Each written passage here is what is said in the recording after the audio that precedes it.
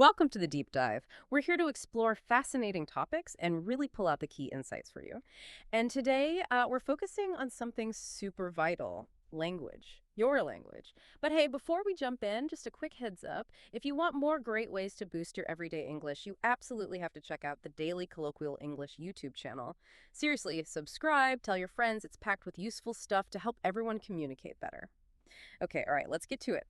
Today's deep dive is into an advanced vocabulary assessment. We've got 18 questions here, really designed to test those subtle differences in word choice, our goal, to help you become more precise, more well-informed, and just clear in how you use and understand language. It's often about those tiny distinctions that make a huge difference.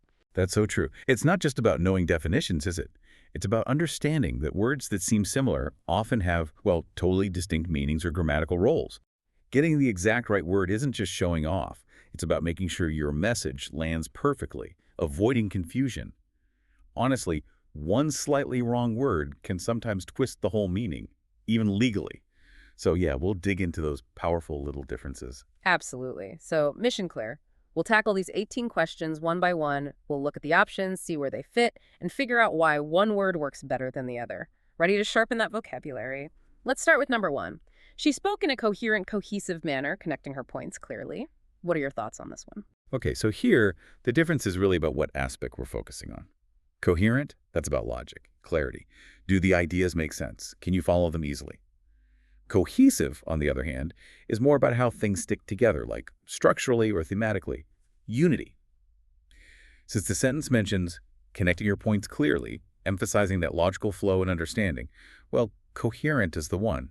Her speaking manner was logical and clear. Right, that makes sense. So you'd have a coherent argument, maybe, because the steps make logical sense. But you might talk about a cohesive team, or maybe a cohesive report where all the sections work together well, even if the individual points aren't strictly linear. Exactly. Clarity versus unity, basically. Okay, moving to number two. This pair often causes confusion. The witness was liable to exaggeration under pressure. Interesting implications here. Oh, definitely. That little word "to" changes everything. Liable, just by itself, usually means legally responsible, liable for damages. But add "to," liable to, and it means susceptible or likely to do something, often something negative. So the witness isn't legally responsible for exaggerating. They're prone to it under pressure. So liable to is the correct phrase here. Ah, okay. So one is about responsibility, you're liable for something. The other is about tendency, you're liable to do something. That's a really crucial distinction, especially in like legal settings or performance reviews. Precisely. All right, question three takes us to evidence. Their decision was based on empiricism, evidence. Grammar plays a role here too, right? It does. We need a word to describe the type of evidence. That means we need an adjective. Empirical is that adjective. It means based on observation, experience, experiment, real-world stuff, not just theory. Empiricism, however, that's the noun. It's the philosophical idea itself, the belief that knowledge comes from sensory experience. Since we're modifying evidence, which is a noun, we need the adjective, empirical. Got it. So the evidence is empirical. It's not based on empiricism, the philosophy, but it's derived using the principles of empiricism, like finding empirical data. Exactly right. You've got it. Okay, next. Number four. The novel's ending was deliberately ambiguous ambiguity. What's the key here? Here we're describing a quality of the ending. Ambiguous is the adjective. It means unclear, open to interpretation.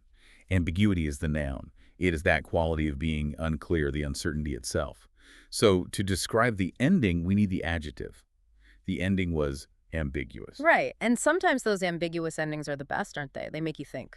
It's the ambiguity itself that's interesting. Keeps the conversation going. Question five about management style. The manager was praised for her pragmatism approach. Another adjective versus noun pair. Pragmatic, that's the adjective. It means sensible, realistic, focused on what works in practice. Pragmatism is the noun. It's the approach for philosophy itself. Since we're describing her approach, we need the adjective. Her approach was pragmatic, practical. Okay, so a pragmatic solution is one that just works, practically speaking. And you might admire someone's overall pragmatism, the noun, which leads them to be pragmatic, the adjective in their actions. Precisely. Focus on what's being described. Question six. Describing a state of mind. He remained skepticism about the proposal's success. Right. So we're describing him, his state. Skeptical is the adjective doubtful, not easily convinced. Skepticism is the noun, the doubting attitude itself, or the philosophical stance. Since the sentence says how he remained, it's describing his state. So skeptical is the adjective we need. He was skeptical. So it's like the difference between being something and having something. You are skeptical adjective in a moment, but you might value skepticism noun as a general approach. Exactly. Good distinction. Now for number 7, often negative, his remarks were derogatory disregation, insulting the entire group. Okay, related words, but different jobs. Derogatory is an adjective. It means expressing a low opinion, insulting. It describes the remarks themselves. Derogation is the noun. It means the act of belittling, or sometimes a lessening, like a derogation of rights. Here, we're describing what the remarks were, their quality. So the adjective derogatory fits. Yeah, you talk about derogatory comments. The adjective really hits home the insulting nature directly. Derogation feels a bit more abstract, like the act itself. That's a good way to put it. Okay, number 8 for you. The court ruled that his actions were not legitimized. This one involves verb forms, right? Spot on. Legitimate is an adjective. It means lawful, valid, conforming to rules. Legitimized is the past participle of the verb to legitimize, meaning to make something lawful or valid. The sentence is about the state of his actions. Were they inherently valid or not? It's not about the act of making them valid, so we need the adjective legitimate. They were not legitimate. That makes total sense. Something either is legitimate already or it needs to be legitimized by some process or authority, like a new government might need to be legitimized. For its actions to then be considered legitimate. Great. Let's look at leadership again with question 9. His style of leadership is charismatic charisma, inspiring loyalty. Right. Charismatic is the adjective. Describes someone or something with that compelling charm, that appeal. Charisma is the noun. It's the charm or appeal itself. So we're describing the style of leadership. We're saying it has this quality. So we need the adjective charismatic. His style is charismatic. So the leader has charisma, that's the noun. And because they have charisma, we describe them or their style as charismatic, the adjective. Simple when you break it down. It often is. Question 10, back to arguments. The lawyer presented a tenable tenure argument in court. These sound a bit similar. They do, but they're miles apart in meaning. Tenable is an adjective. It means defensible, able to be maintained against attack. A sound argument. Tenure, as you probably know, is a noun. It refers to holding a position, like job security in academia. Completely different. So to describe an argument, it has to be tenable. An argument can't have tenure. Haha, no, definitely not. That's a good one to watch out for. Similar sounds, totally different meanings. A tenable argument is one that can stand up to scrutiny. Exactly, well defended. Okay, number 11, describing an action. She responded, assertive, refusing to back down. How do we choose here? Classic adverb versus adjective. Assertive is the adjective describes a quality of a person, confident and forceful. Assertively is the adverb. It describes how an action is done in a confident and forceful way. The word here modifies responded, the verb. It tells us how she responded. So we need the adverb assertively. Right. It's describing the verb, the action. She was maybe an assertive person, but she responded assertively in that moment. Action needs the adverb. That's the key takeaway. Question 12 focuses on feasibility. The proposal was viable viability, given the resources available. Okay, viable is the adjective. It means workable, feasible, capable of succeeding.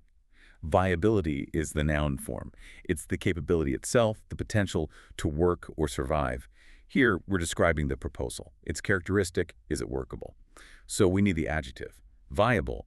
The proposal was viable. So you might assess the viability, the noun of a project, to determine if the project itself is viable, the adjective, the potential versus the state of having potential. Nicely put. Question 13, dealing with recovery. The company showed resilient resilience after the crisis. Another noun-adjective pair, but notice the verb showed. Resilient is the adjective able to bounce back quickly. Resilience is the noun, the capacity or ability to bounce back. Toughness. When someone or something shows a quality, we usually use the noun. The company showed resilience. It demonstrated that capacity. Ah, okay, like saying someone showed courage or showed strength. Yeah. It used the noun form for the quality being displayed, not showed courageous. Exactly. That structure typically takes the noun. Got it. Question 14. The committee took a unanimity decision on the matter. Pretty straightforward, this one. Unanimous is the adjective, meaning everyone agreed.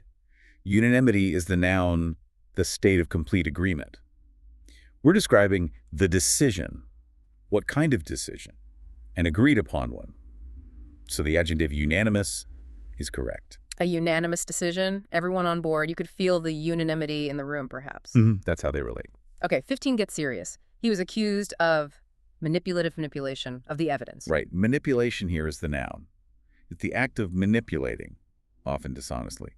Manipulative is the adjective. It describes someone who manipulates, or a way of doing something. When you're accused of something, it's usually an action or a thing, a noun. He was accused of the act of manipulation. Yeah, the accusation points directly to the action. He wasn't accused of being manipulative, though he might be. He was accused of the specific act of manipulation. Correct. The focus is on the deed. Okay, now number 16. Hang on. His style of leadership is charismatic charisma, inspiring loyalty. Didn't we just do this one? Yes, good catch. We did. It's the same as question 9. Okay. Sometimes repetition isn't a bad thing, Yeah. Helps solidify the concept. So, just to reinforce, charismatic is the adjective describing the style. Why? Because the style possesses charisma, which is the noun, the quality itself. Right. So the style is charismatic, good reinforcement. It really highlights thinking about what is being described, the thing itself, or the quality it possesses. Absolutely. That's often the core question. Okay, 17. Data integrity.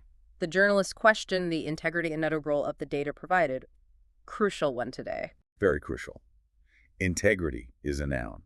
For data, it means wholeness, accuracy, consistency, trustworthiness, soundness. Integral is an adjective. It means essential, fundamental, a necessary part of something. When you question data, you're questioning its reliability, its soundness, its integrity. So the noun is correct. Whereas you might say, for instance, that a certain calculation is an integral part adjective of the overall analysis. Different concepts. Totally different concepts. Data integrity versus an integral component. Perfect. And our final question, number 18. His style of argument was overly confrontation. All right, last one. Confrontational is the adjective. It means tending towards or involving confrontation, hostile or argumentative. Confrontation's the noun. It's the hostile encounter or argument itself. We're describing his style of argument. What was it like? It was characterized by confrontation. So we need the adjective, confrontational. His style was confrontational because he often sought out confrontation. The noun describes the nature of his approach. Exactly. The adjective describes the style. Wow. Okay. That was quite the workout.